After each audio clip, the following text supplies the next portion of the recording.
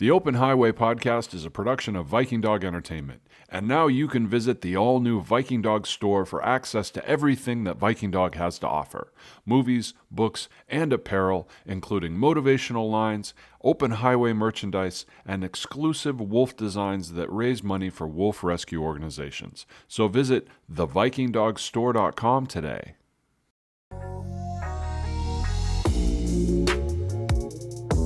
All right, everybody, welcome to SBS, the Stressful But Successful podcast. We're going to share about our stories, our experiences, the stresses, the successes, and everything in between. I'm your host, Jake. And I'm your host, Jay. Follow us on Instagram, Facebook, and Twitter at Still Successful. Jay, you think they're ready for this? Nah, I don't think they're ready for this. Let's get it.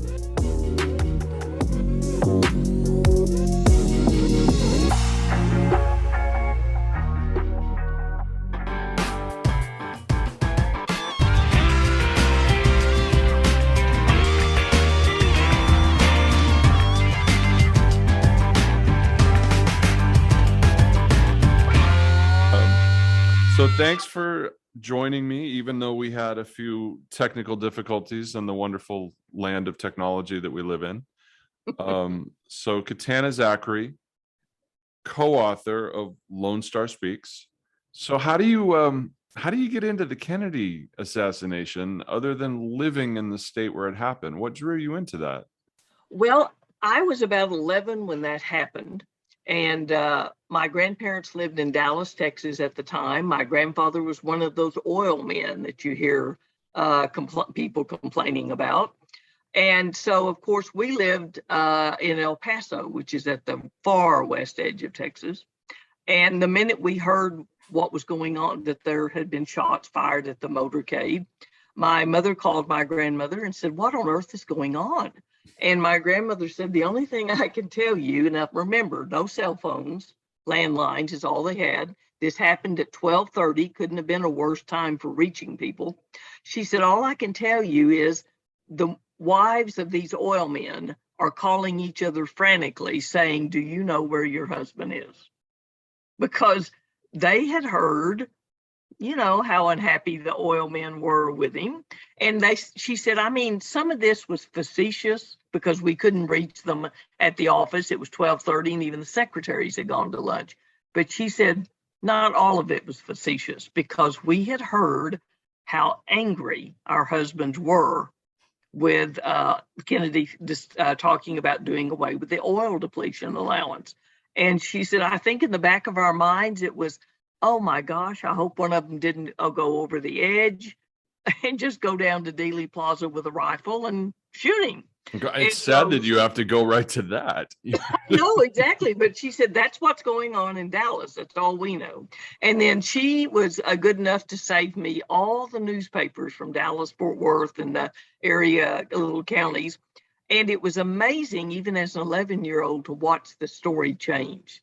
The original newspaper reports suddenly were contradicting themselves. And even then I realized, something's kind of odd about this. And then, of course, on that Sunday, when the accused assassin gets gunned down in front of millions of people, I think that's when even my parents said, hey, this may not be as clear-cut as we've been told. There's something fishy going on here. When you can't walk through the Dallas Police Department without someone gunning you down, how safe is Dallas? So that's what got me interested. And Sarah became interested because she did a news research paper, a thesis in her senior year in college, and she lived out in Ventura, California. And that she was just fascinated because it was an unsolved mystery. And one of her professors really gave her a hard time and did not want her to write that paper. And later on, she found out the woman was connected to Rand McNally, which was very closely connected to Lyndon Johnson. And so she wondered if that had something to do with why she did not want her to explore some of the different conspiracy theories. So this is a lifelong interest for you. This isn't, you didn't pick up. So let's ask the question right away. You just used the term unsolved mystery. Is it an unsolved mystery or is it a conspiracy? What do you What do you Well, think? I don't see any reason why those two couldn't both be used to describe this. Oh. It is definitely unsolved, as far as I don't think there's much doubt that the whole story about Lee Oswald was not told in the Warren Report. Mhm. Have you read the Warren Report? I haven't sat down with a cup of coffee and read that. I have to Okay. admit. Well- Most of what I learned from it was probably from secondhand or the Oliver Stone movie or some documentaries. Exactly. And that's true for probably most of America, because we've had some researchers tell us, I am not going to read that piece of trash. And we've been the first ones to say, we work at a small college, so we really push genuine research. And we've been the first to say, you can't call something trash if you've never read it. Right. At least read it. And as now 58 years later, things they didn't know, start writing down things that are not accurate. And so that's kind of what we did. And what we didn't anticipate is that we would be able to find as many people who were still alive who had memories of that day in November, which of course the anniversary is coming up again. Mhm. So once word got around that we were doing some research on this, we made a presentation at the college for the West Texas History Symposium, and it was so well received that we had people come find us and start saying, you need to go talk to my great aunt. You need to go talk to my great uncle. You need to go talk to my grandfather. He was in Dallas that day. So we just started finding people and traveling all over Texas, all the way to New Orleans, where there, of course, is a connection because Oswald lived there and was born there. All the way to Alexandria, Virginia, where we did a presentation with some other researchers. And all along the way, every book signing, we have had someone come up and say, I've got a story for you. And so we just keep our little notebooks with us and keep writing things down and adding to it.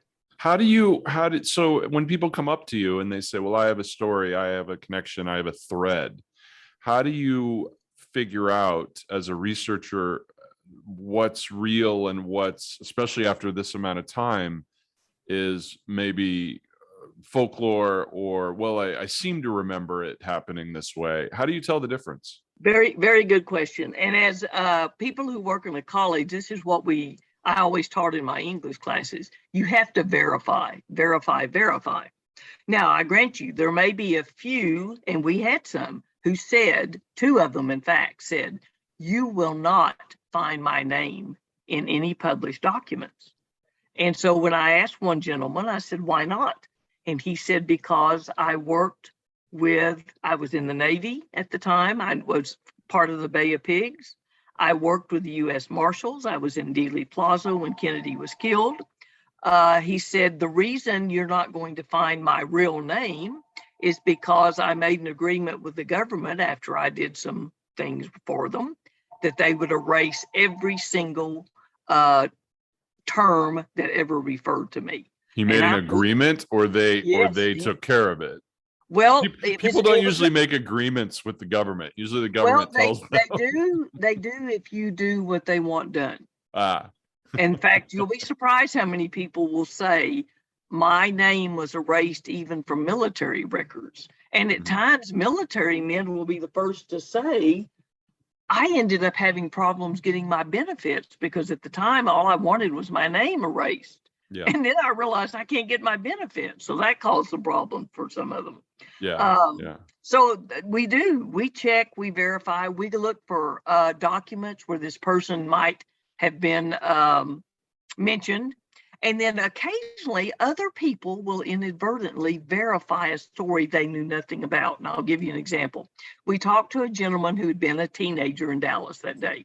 He and his friends had gotten to skip school legitimately to go see the president, but they didn't go see the president. They went, and it was the big Friday game. So they drove all the way over to the other side of Dallas and made rude comments to the empty playground, and he said, doesn't that sound stupid? But that, we were high school kids, and drove around, and razzed them a little bit. And in the meantime, one of us looked old enough to buy beer. So we bought a 6-pack of beer. And he said, then we realized, we've got to go back to school. We better be able to say we saw something. That's what we got out of school for. So they drove back towards Dealey Plaza where they knew the president was coming. And as luck would have it, and this gentleman didn't realize this till we talked to him. He said, we passed a beautiful Lincoln Continental on Stemmons Freeway. And he said, I knew that because my dad owned a car dealership and I loved cars. And he said, what was weird is there was a man lying on top of the Lincoln Continental. And he said, all we could see was the color red everywhere. And I said, Danny, do you not realize you passed the president's limousine? And that was Clint Hill, the Secret Service agent that was sprawled out on top of it. And he said, no, I've never realized that's what we passed. Wait, say that. So this was after the shooting. It was as the car was trying to get to Parkland. They were coming from the opposite direction and passed it on Stemmons Freeway. And he said, he said, what caught our attention is, why is this man lying on top of this beautiful Lincoln Continental? And there's red everywhere.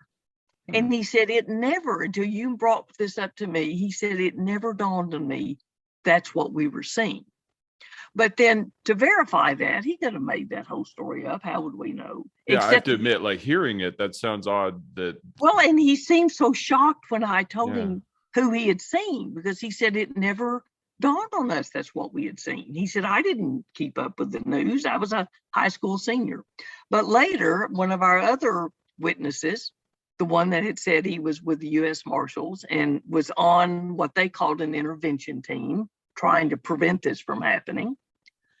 I said, well, what was your role? And he said, I was assigned to stand beneath the triple overpass on Elm Street. And in case any car tried to ram the president, I had a radio and I was to call and say, there's a car acting suspiciously. We need some help here. And I said, well, did you see anything suspicious? He said, the only thing I saw was a car full of teenagers that went right past the president's car. He had no idea I had talked to that man. But here was verification that, yes, a car with 4 teenage boys had driven very close to the president's car. He said, that's the only traffic problem we had. And he said, of course, by then, the president had already been shot.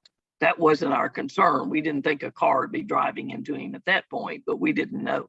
So, we used everything from documents to the Warren report itself to other people's stories to try to verify. Now, one woman told us something, and she said, I doubt if you'll ever be able to verify this because Jack Ruby's dead.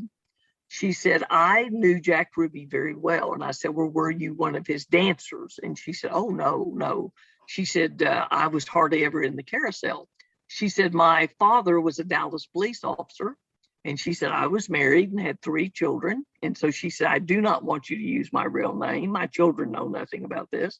But she said, I got involved with Jack Ruby. I had an affair with him. And Eric, this woman was tall, statuesque, beautiful blonde. And I just looked at her and said, what did you see in Jack Ruby? He said, I said, I don't want to be blunt, but I just wonder. And she said, power. Yeah, I was just going to say that. I was drawn to power, and he did seem to know everybody. And I said, okay, so what happened that that no one else did? And she said, the night before the assassination, I had gone to the Vegas Club, which he also managed, and was dancing. And she said, the police pretty much, protected me because my father was a police officer. And they made sure my father didn't know I was, seeing Jack Ruby. But she said, I left with him about 2 a.m. And that's when the club closed. And we went to the bowling alley, the Bowl-O-Rama, cotton bowling, they call it, cotton bowl, Bowl-O-Rama. And he met a gentleman there that I had never seen before. And for the first time in all the time I've known him, he treated me like a bimbo. He gave me some money and told me to go play the the arcade machines, because he wanted to talk to this man. And she said it really bothered me. But before I left, I talked to the gentleman, and he told me his name was Tony DiMaggio and that his brother was Joe. And she said I wasn't old enough and mature enough to think this doesn't make much sense. And she still thinks it may have been one of the DiMaggio brothers, even though there was not one named Tony. Ruby But whatever. was, just for clarity, so Ruby was like, he was like a low level, he wasn't a gangster, he wasn't a mobster, but he definitely had ties within the criminal element in the area, correct? Yes, and he wasn't a had nice guy. He wasn't Right. he wasn't a church going Sunday. No, well, kinda guy. he was a Jew, so he went on Saturday when he went. But regardless, he did have more ties to the mafia than the Warren report reported. Yeah. We have found that out since. In fact, he had ties to Carlos Marcello, who pretty much ran organized crime in Dallas. So whoever he was meeting that night, he did not want this woman to know about it. So the next day, she said she went to work, hadn't even changed clothes because she had spent the night at Jack Ruby's apartment, and she described it to us. And I said, well, what happened the next day? She said, we heard the president had been shot, and I was right downtown Dallas. And she said, I hadn't bothered to go see the motorcade, but we all heard he'd been shot. And she said, I get a phone call about 30 minutes later from Jack Ruby saying he's at Parkland Hospital. And see, people have claimed Seth Cantor, the researcher, the newspaper man, saw Jack Ruby later at Parkland, and nobody believed him. The Warren report just said, no, you must be mistaken. Jack Ruby wasn't at Parkland Hospital. Yeah. Well, this woman said, yes, he was. And he wanted me to get my car and come pick him up. For some reason, he didn't have his car. And I just said, Jack, you know I can't do that. My husband doesn't know I hardly even know you. I sure can't go pick you up in the middle of the day. So he just hung up. And she said, then on Sunday, when he killed Oswald, I just went berserk. I knew he was fixing to go to jail. In Texas, we have the electric chair back then. She said, I could just see Jack Ruby's going to be electrocuted. And so that's when I just broke down and told my father how well I knew him. And of course, then her husband had to find out. Well, to protect her, to make sure she did not get asked any questions at all, her father had her committed to a mental institution. And she said that isn't as unheard of as you would think if you want to hide someone. No. And so she said, yes, I did have an alcohol problem. And so, it probably ended up helping me. But that's how I avoided ever being connected to Jack Ruby. And she said, I never saw or spoke to him again. So, wow, that's okay. What, so let's talk about the grassy knoll for a second, because that's what everybody knows about. That's the linchpin to the whole thing. As you were doing your research, did you come across anything in that area that was different than the narrative or the different ideas? I mean, you got the man with the umbrella, you've got the extra shots. What about that area? What have you got there? Well, of course, the Newmans were the young couple with the two little boys that tried to tell the officials a shot came over our shoulders. Why do you think we fell and hit the ground the way we did? But they ignored that, did not put that in the Warren report. Mm-hmm. We located a man purely by accident who we had put all the clues together and determined that he probably is the man that was sitting next to Umbrella Man, the tall man that had a walkie-talkie in his pocket. Mm-hmm. And the reason he was there is because he was a ex-military man who was still working with the government, and his team had been told that there would be an attempt on Kennedy's life in Dallas. And they were there just like the guy that worked with the U.S. Marshals, even though they didn't know each other. They were there to try to prevent this. And he said the reason the man sat down next to the Umbrella Man is because that's what an intervention team does. You don't start shooting, you're going to hit innocent people. So what you do is look for anyone who might be suspicious. And this idiot standing there with an umbrella when the sun is shining did look suspicious. And so that's why this man had gone and just planted himself right next to him. He said if he tries to run towards the car or do anything to harm the president, I'll be there to tackle him. I'll be right next to him. And whether that's why the man didn't do anything, they did identify the man later, or whether he really was, he claimed that he was trying to remind Kennedy of Neville Chamberlain and his father's, appeasement with Hitler, which makes no sense. But, people are weird. Who knows? But regardless, the man we were able to find and identify was the one sitting next to him, apparently. And so he said our job was to do exactly what I did, keep some nut from doing something that would hurt the president. But he said at the same time, I couldn't be everywhere. I didn't prevent the shots from being fired, obviously. Yeah. I have two questions here. First of all, so flashing forward to the book, you take all these years of research and experience, and then are able to put it into the book. What initially made you decide to put it into writing, put it into the book? And then what's been the response to the book?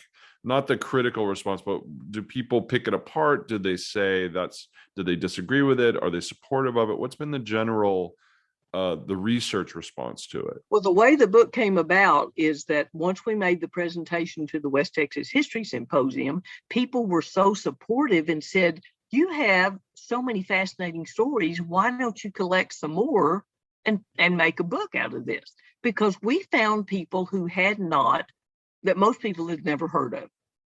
And so that's what we did. And yes, the response, particularly from people we interviewed, because we made sure we would get back to them and say, is this accurate? Is this what you wanted said? Is this the way you remember telling us? Has been very supportive. And people who have read it, we've had a few who've said, well, I'm not sure I agree with this, but I can't offer any proof that would disprove it. But most of them have said, I have never heard of some of these people. I had no idea, for example, that we got to visit with the man who had been the Assistant Attorney General of Texas in 1963 and 64, and that the Attorney General of Texas, since he didn't get to investigate the murder like he should have, sent Robert T. Davis to serve on the Warren Commission. And so Mr. Davis got to interview people. He got to watch the other lawyers interrogate people. And he said, it didn't take me any time at all. He only stayed on the committee 3 months and came back to Texas, back to Austin. And he told the Attorney General, he said, from what I have seen personally, this Warren Commission is the biggest whitewash I have ever seen. He said, Lyndon Johnson is controlling everything. And so he said, we're not getting at the truth. There's no point in me staying any longer. Yeah.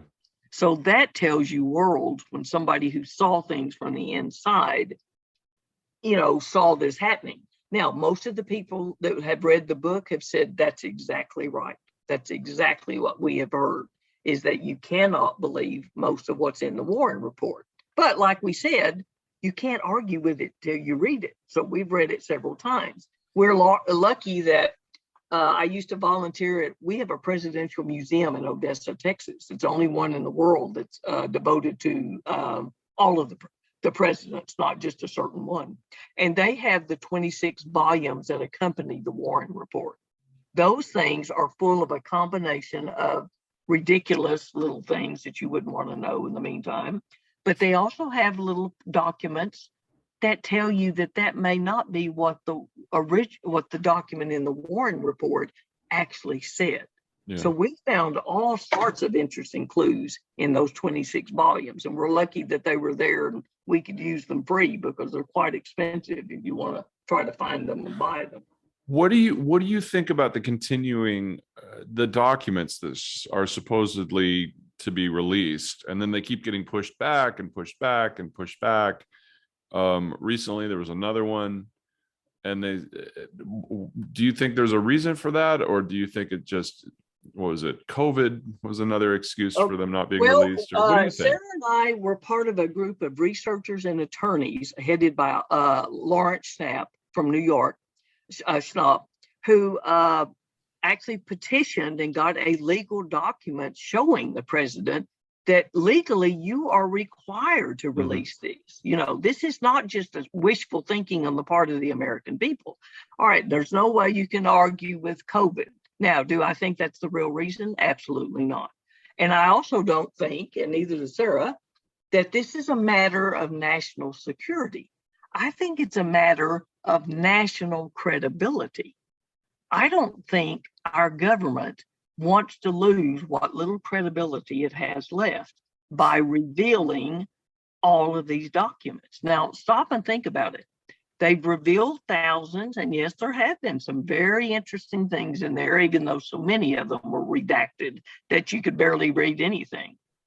But there have been some interesting information, things that shouldn't have come out if they had been smart enough to hide all of them. So what is it that's so important they still, after 58 years, won't let these documents out? Well, personally, I think it could possibly be names that they don't want revealed, are also documents that would show that, yes, J. Edgar Hoover and the head of the CIA had read this document.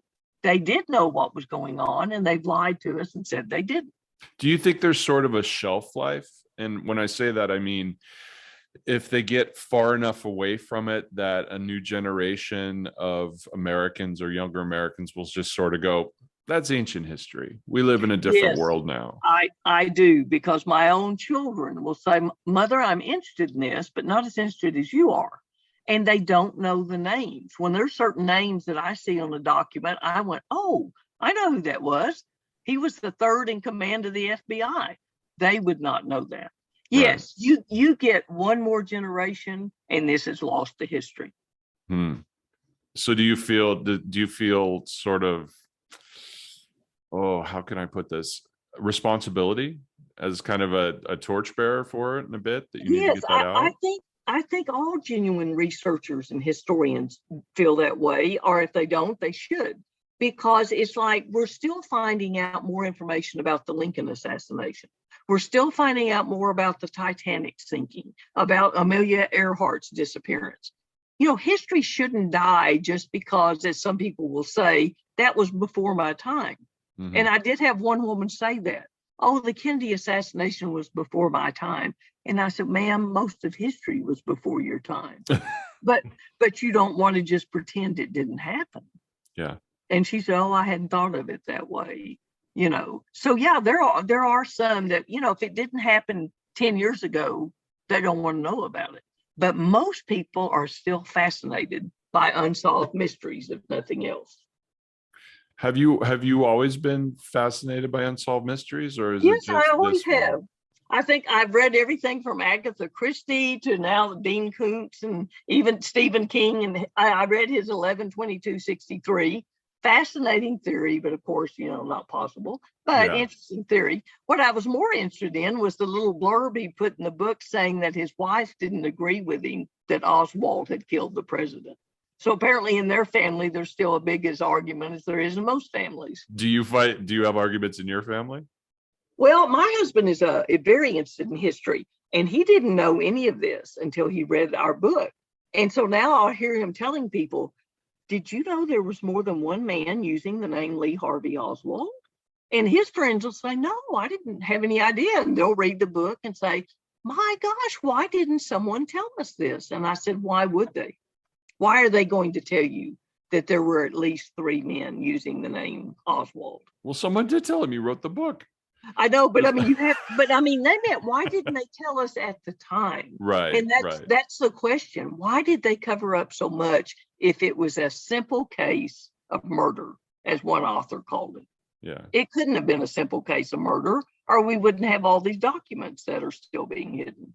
So you said that as you're going on the book tours and you're meeting people, you're getting new stories. Are you going to do a new edition of the book using those, or is there a follow-up to it? How do you plan on using that new information? Possibly. And one thing we do use this new information in is in presentations. We'll say, look, we just found out. For example, I just talked to a gentleman literally a month ago who had been stationed in Germany at the time. He was in the military, Air Force. And our Army, I forget, I have to look at my notes. Right. But I said, what was your reaction to the Kennedy assassination? He said, I was particularly disturbed because, and he said, I did the math on this. I did the time change. 1 hour before Kennedy was killed, our base went on high alert with no explanation given. And he said, I know that not only because I was there, but he said, I happened to be walking past the communications building at 12:30 Dallas time, or 12:40. And he said, here came the teletype, a flash, flash, flash. Shots have been fired at the president's motorcade. Yeah, And there's a theory I remember from the Oliver Stone movie. And again, I realize that there's a lot of things in that movie that might not be exactly accurate. But I remember they also said that there were newspapers that were put out ahead of time. That was one of the that was the in story. Australia. In Australia, yes, yes. Fletcher Prouty shared that with Jim Mars. Now, one thing you have to remember about the JFK movie, and I sat there, my husband and I went to see it when it first came out, and I sat there and said, that's based on so-and-so's book. That's based on so-and-so's book. And I had read these books. He hadn't. And he said, so Stone isn't just making this up? I said, no, he's using theories based on Jim Garrison's research, on Jim Marr's research. I said, now, they may end up in the future to be proved not totally accurate, but he didn't just make this script up. He used, material from researchers to write that. So yes, Fletcher Prouty is who said that. This gentleman said, all I can tell you is that we went on high alert. And I said, well, now, I don't want to insult you, but are you telling me that you think certain members of the military knew this was going to happen? And he said, that's exactly what I'm telling you. Yeah. What? So you touched a little bit on the theory. There's various theories about who was behind it. And you touched on the theory that Johnson was behind it or very involved in it. Well, let's say he at least covered it up. Right. As a Texan, though, Johnson was a Texan. So do people, are they a bit put off by that? Like, it would just seem odd that one of your own is involved in this. Is kind of weird. There is every end of the spectrum on the rainbow on that.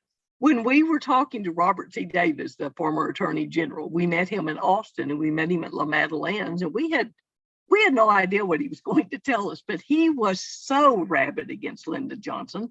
And he was a tall, typical, long, tall Texan with a loud voice. And he sat in that restaurant and referred to Lyndon as that G.D. Lyndon, biggest crook that Texas ever produced. And his voice just boomed across the restaurant. And we're sitting there going, oh my gosh, this is the home of Lyndon's presidential library. People are going to tar and feather us before we get out of Austin. And then he said, and that ladybird, vulture bird, was worse than Lyndon. And he boomed that out across, and people did turn around and look at him, but nobody got up and contradicted him. For one thing, I guess he sounded like he knew what he was talking about. So in Texas, the response is either I knew immediately Lyndon was involved in this, or there are some that said, I will not even talk to you. I don't believe a word of that. So he's not exactly a favorite son there. Johnson wasn't exactly a beloved hero. It's literally one or the other. And there are, I think, as time passes, there are more who feel free to criticize him than they used to. When he was alive, you wouldn't have dared criticize him. Yeah. He was too powerful. He was. I've heard some amazing stories about him and the way he would control people and how he rose to power, and the famous bathroom. Yes, I always hear about the bathroom stories when he would have his meetings. In Midland, I used to own an antique shop, and one of my customers was the widow of J. Evetts Haley. And actually, I got J. Evetts Haley's last autograph. He was 90-something when he died. He's the man who wrote the book, and he wrote it when Lyndon was alive. And I have the utmost respect for him for having the guts to do this. He wrote a book called A Texan Looks at Lyndon. And I mean, it exposed just exactly what you're talking about, some of the worst things. And Lyndon never sued him. Yeah. Well, on a personal note, I guess as a Texan, as an American, as a researcher, how does learning all this affect you? Like, does you know what I mean? Like, how on a personal level, being immersed in all of this, what's been the effect on you and your outlook on history, on America, on politics, on all of it? I think I'm speaking for Sarah and me both. We have both said we've been pretty disillusioned by some of the things we've learned. Yeah. One of the things we came across was a memo from a man named Arthur Schlesinger. Have you heard of him? Yes. Yes. Okay, he's the author, the researcher, the historian, very respectable man. Mm-hmm. And yet he's put something in writing that surprised us, to say the least, and yet it tells us a lot about the internal workings of politics. He wrote a note to President Kennedy when they were discussing how the Bay of Pigs was going to be handled. And what he said is, there's certainly a possibility that there's going to be a lot of backlash on this, that it may not work the way we plan. And if it doesn't work, we don't want the president blamed. We need to have a patsy in place. And I thought, no wonder people refer to Oswald as a patsy. Apparently that's the way politics works. We always need to have plausible deniability. We always need to have someone to blame, and it cannot be the president. Well, I'm not sure you get away with that anymore, but in 1963, it worked pretty well. Kennedy took the blame for it, but he basically put the blame on the CIA later on. And there's still controversy between whether Kennedy changing the landing spot made all the difference. I believe originally there were supposed to be 5,000 support, and they cut them down to 1,500. Mm-hmm. Things like that are going to certainly affect the original plan. But at the time, he came out smelling like the peacemaker, and yet the CIA felt like, and I know from one of the men that was at the Bay of Pigs, he said, you don't know what it's like to find heads in the sand and not be able to find the body that goes with them because they've been cut off. And so, the people that were captured and tortured and killed, their families were pretty bitter about this. So I think the more we learn about how politics and politicians work, the more disillusioned we are, but you might as well be a realist and expect it. And what we're concerned about is if they killed Kennedy and got away with it, why wouldn't they do that to another president? And if it does happen, I don't want the American people to sit there and just accept whatever official story they're told. So you feel responsibility for what you do. It's more than just, here's an interest, I'm going to write this book because I know everything. I think people need to be responsible enough to question their government after the things we've already learned. And I think they need to stand up and say, we're not going to take just any official story you feed us. We want the truth. Yeah. I would tend to think that you would agree with this. That's kind of a line in the sand of history, the Kennedy assassination. It's really when America kind of grew up a little bit and started questioning things. The Eisenhower days before, and the patriotism, and it was just this moment where suddenly they looked at history and government a little bit differently. Very much so. I've heard people say that's when we lost our innocence. Yeah. And I've had others say, well, if you really want to look back at when things became so corrupt that people are murdered to shut them up, you need to go 1 year back and look at Marilyn Monroe's death. Right.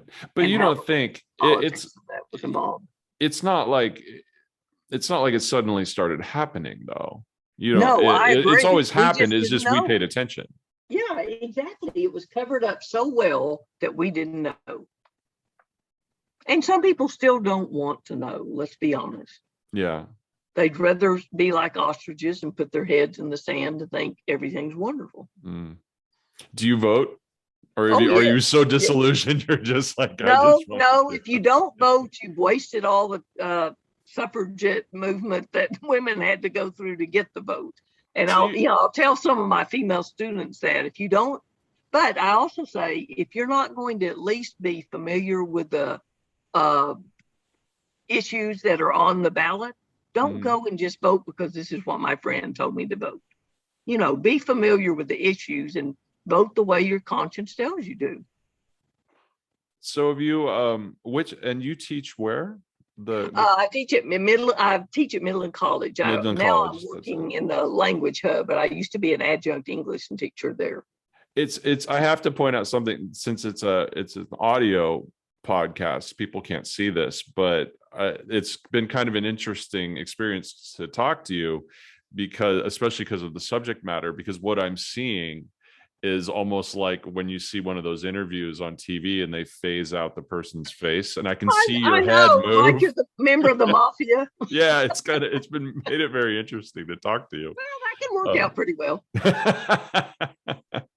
But so are you optimistic about the future then? I mean, we kind of touched on that, but you're dealing with the next generation, with the students, and teaching them about where we came from. Are you optimistic about the future for these students and where they're heading? Well, I do think that those that do pay attention and that are interested are the ones that now have the internet, and you can do so much more research. Now, we'll be the first to say we've been to libraries, we've been to archives, found personal letters. Everything isn't on the internet. But at the same time, you can reach out to people who have information that you need, that they're willing to share, that you otherwise would have had to travel across country to find them if you ever did. Yeah, but you do have the danger with the internet of so much falsehoods being out there, and it's almost more difficult because you have to figure out what's real and what's not. Well, you do have to sift it very carefully, yes, but at least you have something to sift.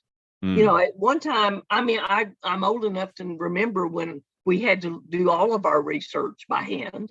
And if you were going to talk to someone, you had to call long distance and worry about how much your phone bill was going to be. And you couldn't just talk interminably, And so, there's disadvantages and there's advantages. But at least I think the younger group, if they will pay attention, and a great many of them are very interested in history, when they realize it's exciting and not just dull, boring dates and memory work.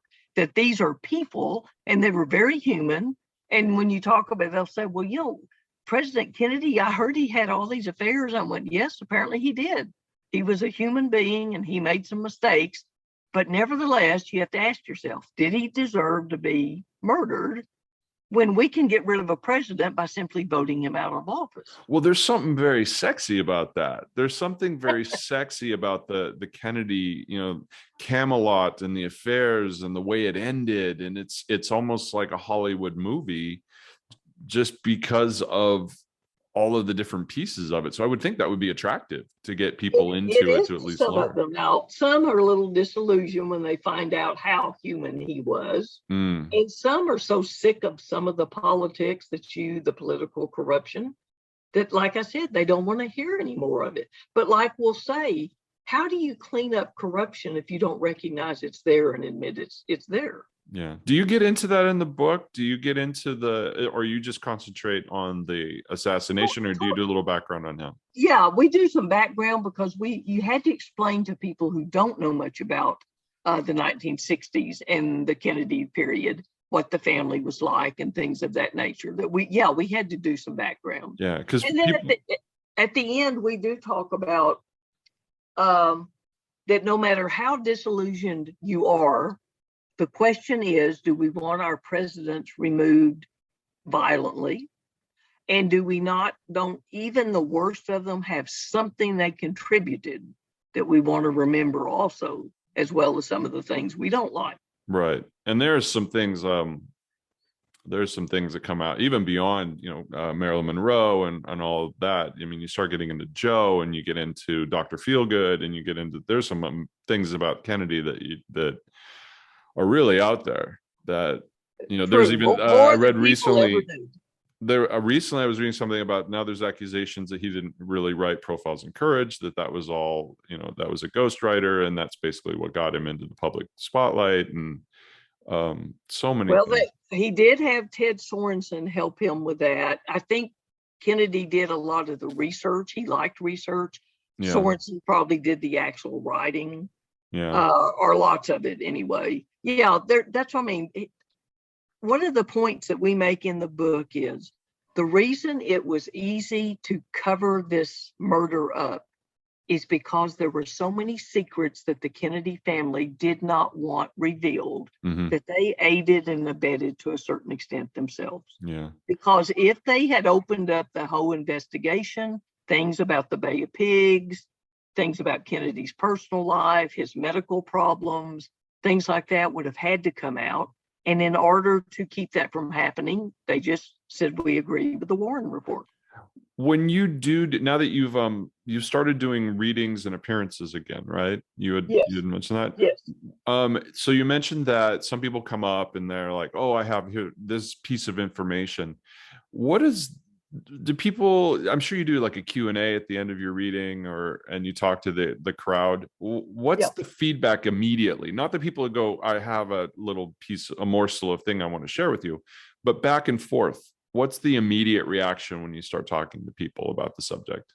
Well, they ask some of the same questions you have, Eric. They want to know some information like that. Some of them will say, now, in the back of your book, do you have endnotes that tell us where you found this information? We say yes. And we not only have endnotes on research, including documents and things of that nature, we also have the dates and times that we talk to people so that you'll know when we did these interviews. Because, working at a college, you can't just throw information in and say, trust me, this is true.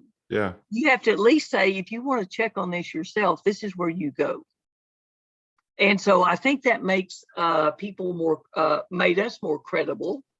And it's very seldom. One man, when we were doing an interview with WGN in Chicago, when we mentioned the comment that Robert Davis had made that Lyndon was controlling the Warren Commission, the news announcer nearly went over his desk into the camera saying, "Are you saying Lyndon Johnson was part of this?"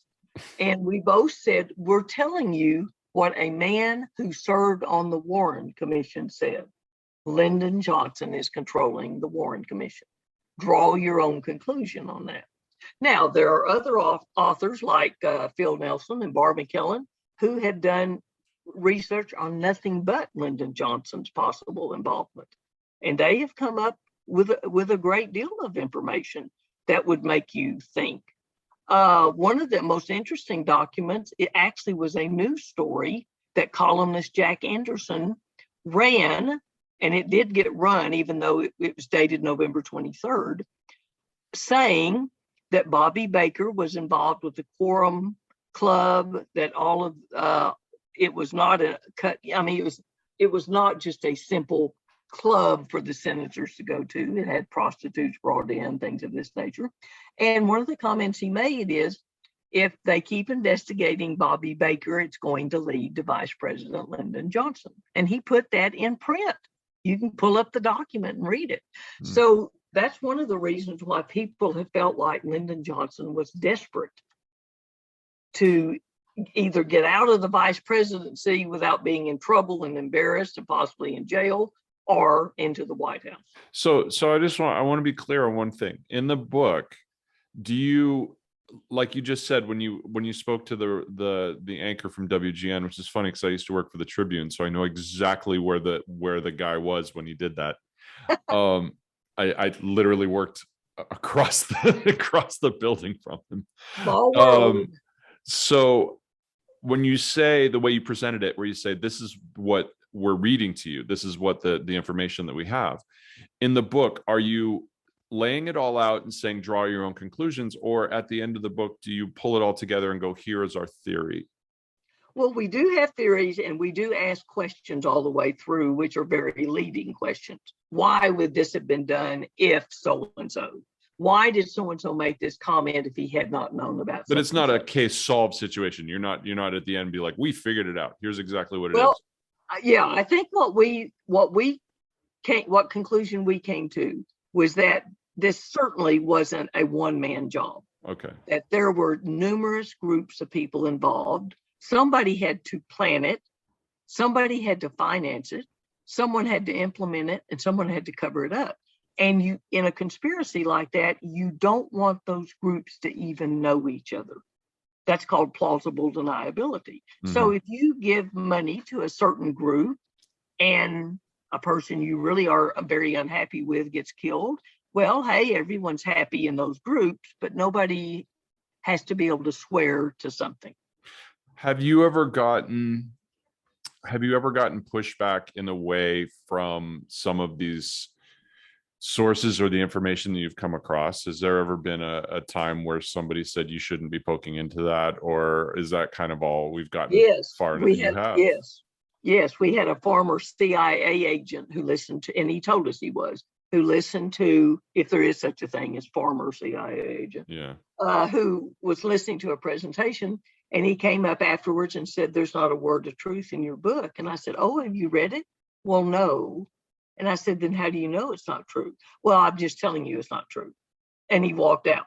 So, you know, that we have interviewed a few people who were connected to the mafia, and they told us that. One was an actual assassin. He admitted to that. And he told us there were certain things we could print and certain things we couldn't. And so couldn't or shouldn't? Couldn't. And he knew he knew how to find us. So he would lay his hand on top of mine where I was writing and say, I don't want this in the book or printed anywhere. And so I would just put the pen down and not, write that down. And believe me, we didn't have any doubt. He meant business. Were you ever worried? Were you ever concerned about your safety? Well, a little bit after that, yes, we were. And so we followed his directions. We didn't ever print anything he told us not to. But yeah, it just worried us that he admitted he had been paid to kill people and that it didn't really bother his conscience any. Do you think there's enough information out there based on what you've found in order for somebody to connect all the dots? Or do you think that there's still too much that's classified, that's unknown, or we'll never know, or there'll never be a definitive answer to all this until generations down the road, and even maybe not even then? Right. That's a good question. I'm not sure all the dots will ever be connected, but I do think if it's a puzzle, the major pieces will fall into place. There may always be a few little blanks, but I think eventually the truth will come out and we'll know. I mean, right now, I think most people will tell you that Lee Harvey Oswald was the patsy he said he was, which means we're looking for other people. And then when you start looking for who had a motive, my gosh, Eric, Kennedy had so many. I mean, people talk about he was beloved, maybe by some people, but he was hated by a great many people. He was. That's absolutely true. And like we say, if he had not been the president of the United States, we would be looking for a disgruntled husband who might have done this, Joe DiMaggio. Yes, or Arthur Miller. People have suggested Joe DiMaggio.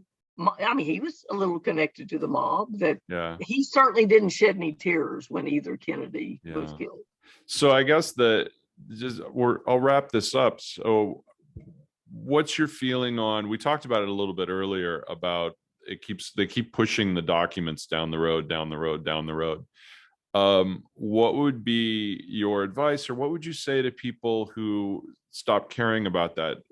Do you believe that people need to stay on that and push for that information to be released, and FOIA requests and talking to their senators or whatever it is to make sure that we hold the government accountable? Like you said, it's a law. It's actually written in that they are supposed to do this. They have to abide by a law. It's not a if you want to thing. What would you say? I think people should be approaching their congressmen, particularly new congressmen, not ones that have been there for years. New congressmen, new senators, and said, look, part of what we want you to do if we're going to vote for you is to get these records released. And if it's such a national security issue after all these years, then tell us why. At least tell us why they can't be released. Quit making up excuses. Yeah. Because, I mean, is it a matter of if we're still using the same strategies with international affairs that we were using 58 years ago, I would say we're a little behind the times. We need to be doing something new. And if it's a matter of we don't want to be embarrassed, I think most people are willing, like we say, we're big people now, we're adults, we can handle the truth. The United States can handle a black The eye. United States can handle it, yes. Yeah. And maybe we would make sure it didn't happen again. Yeah. Katanna Zachry, and the book is Lone Star Speaks, and is available from pretty much It's everywhere. through Amazon, Barnes and Nobles, and we particularly ask people, go ask your local librarian to order it so that students can read it for free. Excellent. And I'll definitely the link is in the show notes, so you can click through on that and get a copy for yourself. And also, again, the co-author with Sarah Peterson, we got to make sure that we give a shout out to her as well. Unfortunately, she couldn't join us. But thank you so much for your time. I'm glad we were able to get all this together. Thank I found you, it Eric. fascinating. I appreciate your efforts. So thank you very much.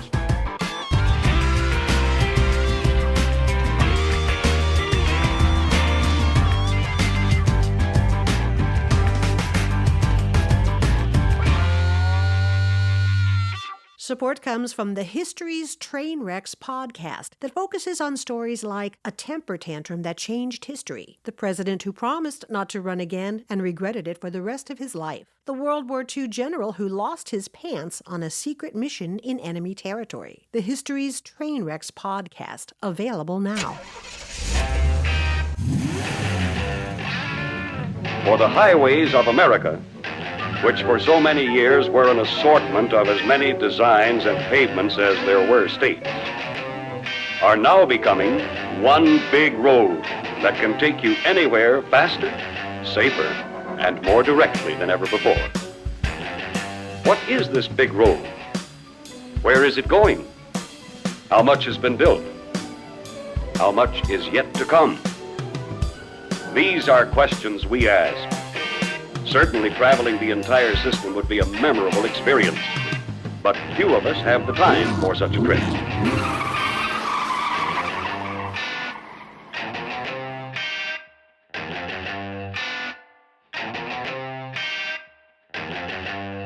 All rights reserved. Viking Dog 2021.